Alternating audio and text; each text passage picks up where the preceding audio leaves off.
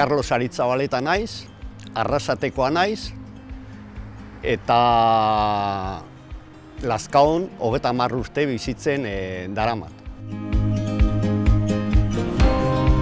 Txikitatik erderaz hitz egin genuen, nire harremana beti niretzako izan da erderaz, eta Lazkaora etorri nintzenen, hasi nintzen euskeraz jendeekin, euskeraz harremanetan.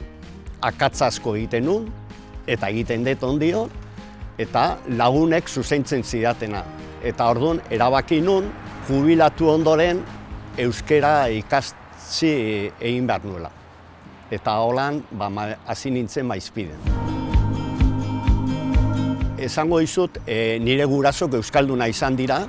Ni txikitatik, ni beti eukidet euskera modu baten banekin zeozer, baina asko ez. Eta behin nire aitzei galdetu nion, aber nola, porque nire gurasok hitz egiten zuten beraien artean euskera eta gu erderaz. Eta aitze kontatu zidan, beraiek gu txikitatik guri euskeraz hitz egin zigutela.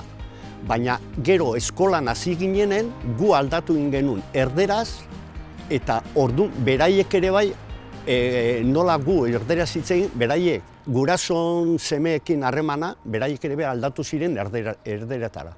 Bueno, nahi dez sentitzea euskalduna, eta niretzako euskalduna izateko, ze gutxi euskera jakitzea.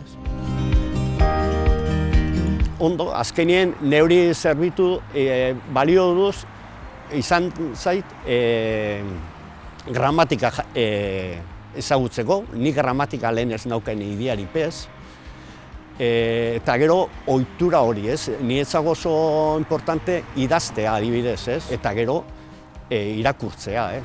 Txango, niretzako oso importante dira txango, tarteka atera, kanpoko herriko jendeekin harremana eduki, eta jun bizitatzea, beste, o museo batea, edo baserri batea, ikusteko ze bizimodu daukate baserrin, eta niretzako oso importante da. Lehenengo, Euskal Herrian gaudelako, eta interesgarri dela euskera ikastea, eta gero maizpideko lehen aipatu duguna, modu baten da ia familia bat, harremana oso ona, badakite irakasle beraiek nola eraman, animatuko nioke bai.